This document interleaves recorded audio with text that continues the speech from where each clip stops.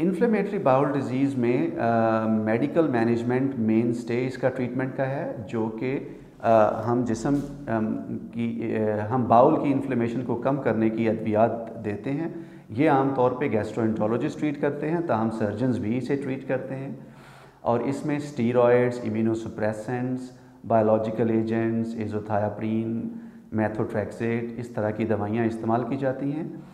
अगर लंबे अरसे तक ये बीमारियां रहें और दवाइयां असर करना छोड़ दें, या फिर कॉम्प्लिकेशंस हों, स्ट्रिक्चर्स हों, ऑब्स्ट्रक्शन हो, या फिर ये कि शदीद इन्फ्लेमेशन हो जो कि मेडिसिन से ट्रीट नहीं होती, तो ऐसी सूरत में फिर सर्जरी की ज़रूरत पड़ती है।